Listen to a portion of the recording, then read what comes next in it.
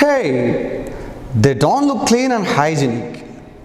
I don't like to come along with these people again. What a terrible situation is it? Why don't they keep themselves and the surrounding clean? It's very pathetic. I can't just think of being with them. Oh, he does not belong to my caste. Then why should I attend the marriage? My caste does not even allow that. No. Oh, I am so excited to travel by flight. It would really be fun and adventurous. But I am afraid to assume that there would be any lower caste or lower class fellows sitting next to me. My God, let it be not like that. Wow, all these people belong to my community as mine, and I always would like to communicate with them. Great, good. Save girl child. Yeah, it's a wonderful caption. It has to be like this. But boys should be given more opportunities and girls should be indoors. That is a normal custom.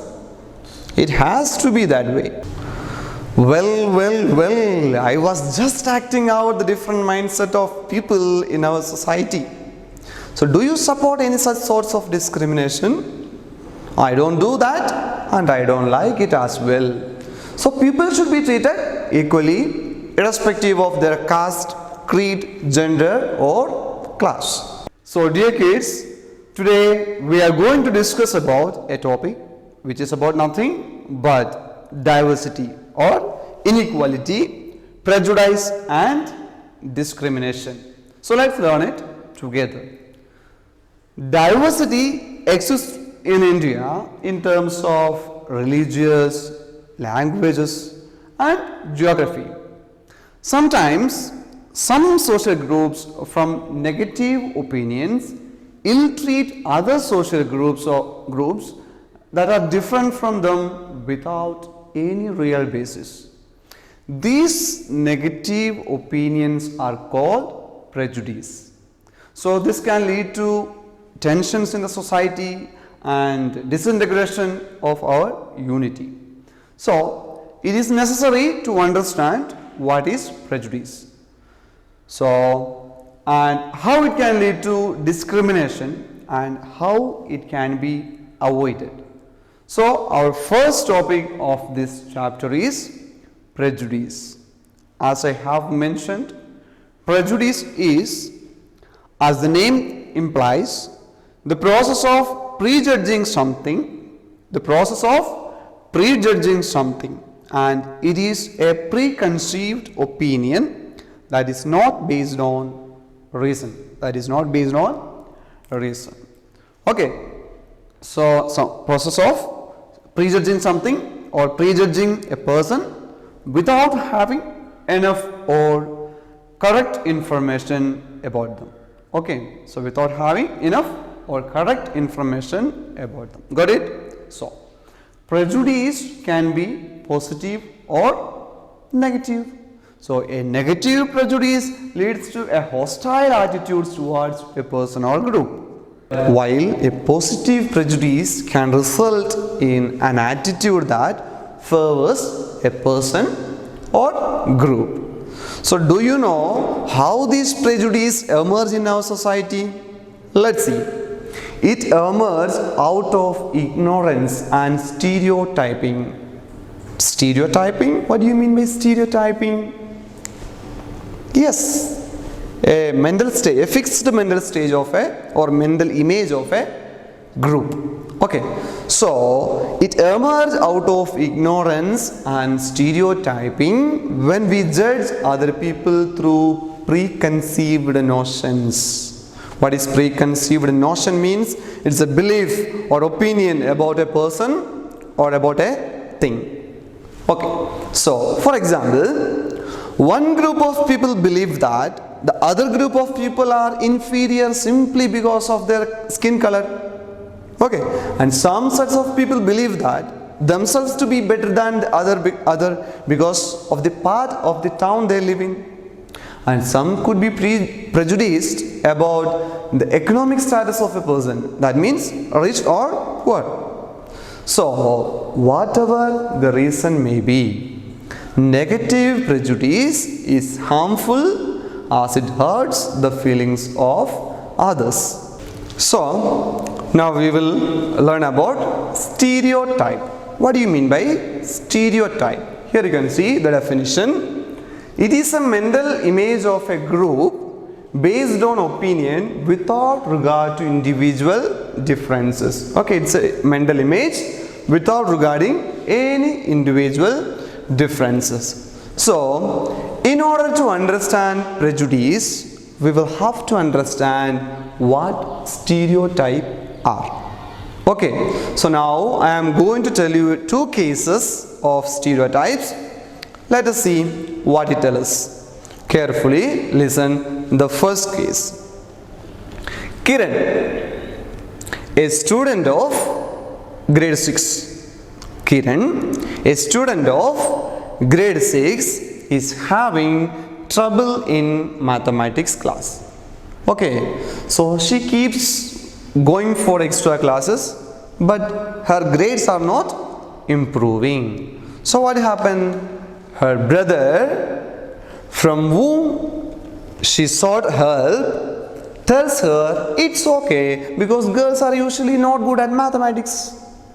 He said it's okay because girls are usually not good at mathematics. So this is the first case. Now let us see the next. Lena belongs to a smaller locality than Madhu. Okay, so Lena belongs to a smaller locality than Madhu. On being invited to her birthday party, Madhu refused, thinking Lena's house would be messy and dirty. Okay, so but after the party, all friends praised Lena's house and food. Got it? So dear kids, do you think Kiran's brother was correct in telling her that girls don't do well in mathematics? Was it right? No, never. And how do you think Madhu would have reacted after her friends praised Lena's party? Definitely she will feel ashamed. Okay, so in the given cases, you find there is some kind of fixed notions about a particular gender or social group in the minds of some people. So they judge these people on these fixed criteria. Okay, they judge these people on fixed criteria. It is already there in their mind. So stereotype is thus a mental image of a group based on opinion without regard to individual differences. So several examples of stereotypes can be found around us. Okay, for example, when a girl is expected to play with dolls and learn to cook, wash and clean when she grows up, and boys expected to play with cars and become the breadwinner of the family when he grows up. So we are creating a gender stereotype here. This means we believe that the girls or the boys can do only a certain types of tasks. But as can be observed in the recent times, both women and men can earn to support their family, and both can also be good at household works. So all it means to say is that stereotypes hurt the emotions of the people, and they can have a lasting and damaging impact as they prevent us from appreciating the unique qualities of an individual. Okay, so at the end, all these things will lead us to prejudice. So our responsibility and our commitment towards our nation and our society cannot be confined to the opportunistic approach of ours. Okay, so often the reality is a hard slap on the pride that we have. We boast our patriotism, then social commitment, kindness or love towards our fellow men. Okay, but when faced with an occasion that may not reward our pride, we conveniently keep aside these values and go into our comfort zone. So dear kids, discrimination is prejudice in action. Okay, it means treating people in a less favorable way because they are members of a particular group, keeping aside or keeping separate from one group to another. So here what is happening? A group of people are not given the same benefit or status as everybody else. Okay, so a group of people are not given the same benefit or status as everybody else. For example, discrimination may take place between boy and girl child, gender inequality. The boy child may be given more opportunity of education than the girl child. Okay, so religion and poverty also creates discrimination and inequality. So we also can find discrimination between rich and poor in our society, right? Yeah, the rich often get an advantage over the poor in terms of securing jobs, in medical treatments, in education field, and almost everywhere in the society we can find the discrimination. So dear kids, discrimination may lead to putting other people down and not allowing them to participate in activities. Now we are going to discuss about fighting inequality. Okay, so in India, one of the reasons for discrimination and inequality is the caste system. Okay, it's the caste system. Do you know what is caste system? Early times, our society has been divided in a hierarchical order. Okay, people were placed either above or below. So do you know what are the four castes in early times? Do you know what are the four? Yeah, people whose work was more valued, like teachers or priests, are considered as Brahmins. Okay, so first group is Brahmins.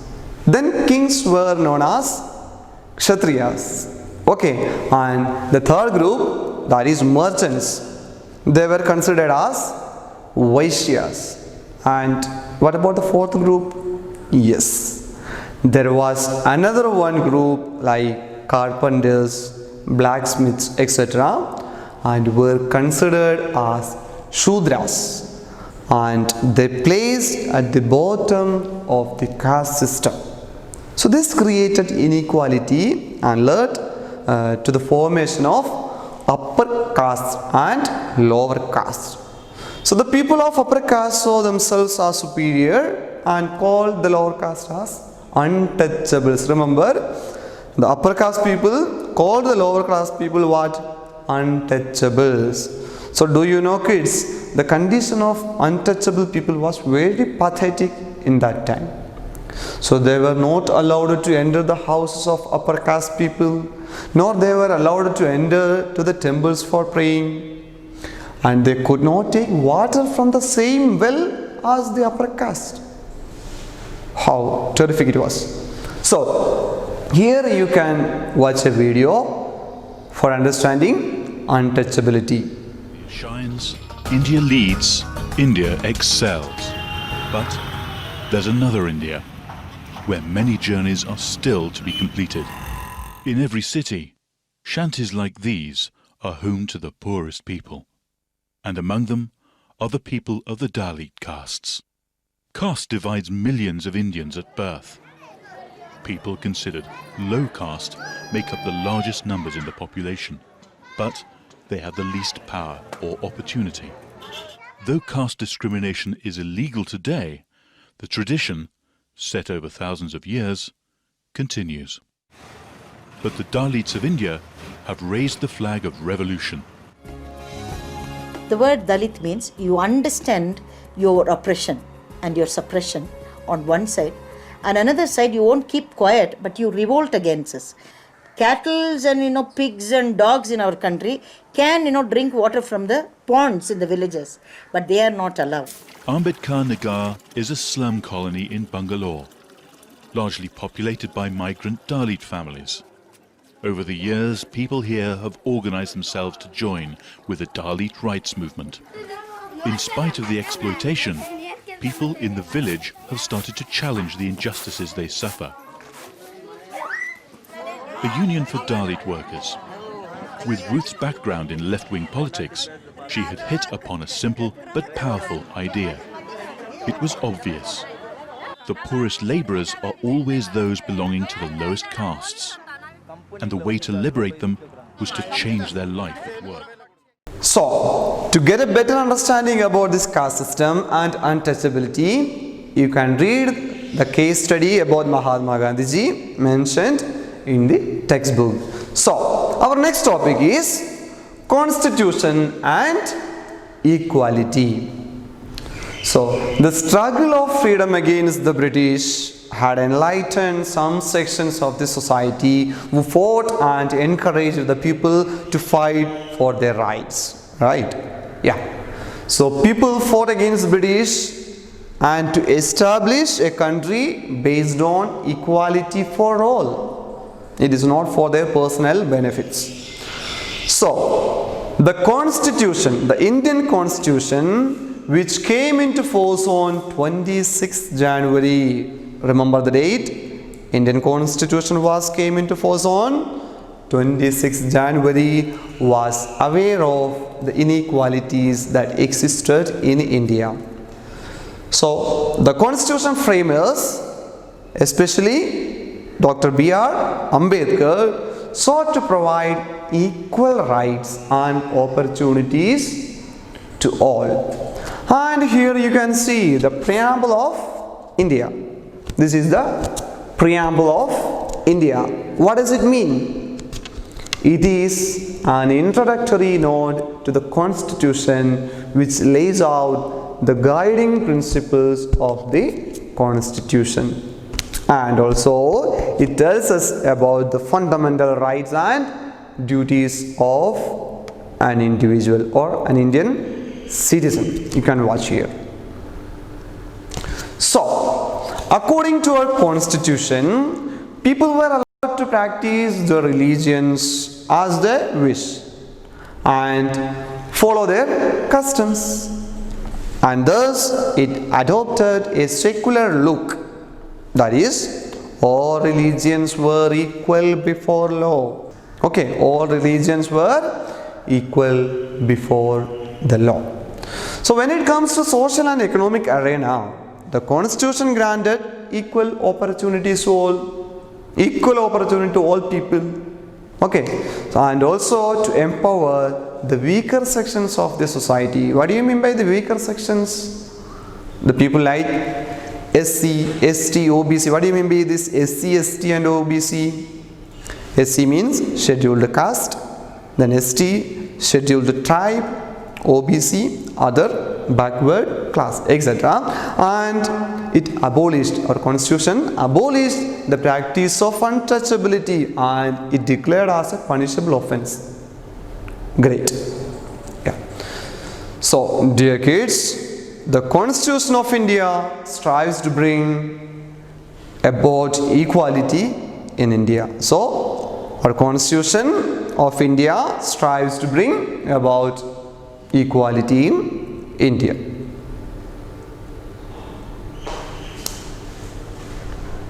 So, dear kids, at the end we will have a mind map or the conclusion in the form of a mind map. So, in this chapter we have learned about prejudice, stereotypes, then discrimination and inequality, fighting inequality, Constitution and equality. So let's see what is prejudice. As its name implies, the process of prejudging something. So it is a preconceived opinion that is not based on any reason.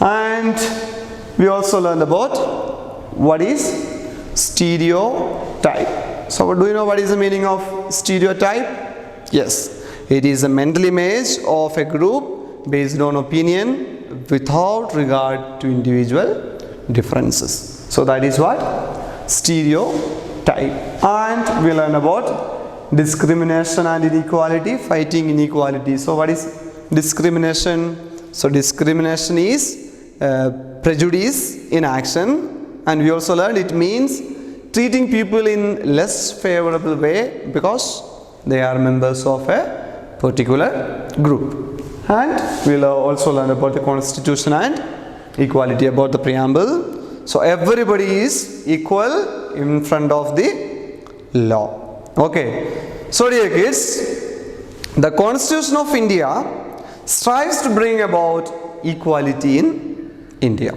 Okay, so but yet discrimination and inequality continue to exist even today in India and in the world.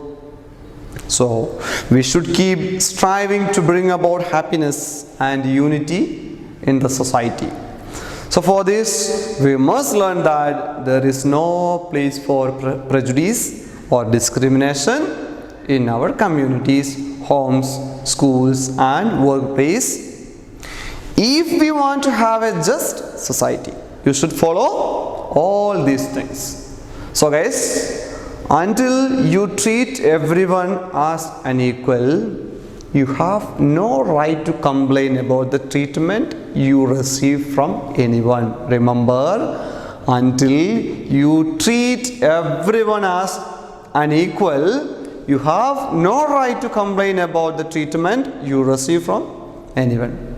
So stay united, stay safe. Bye bye till we meet again.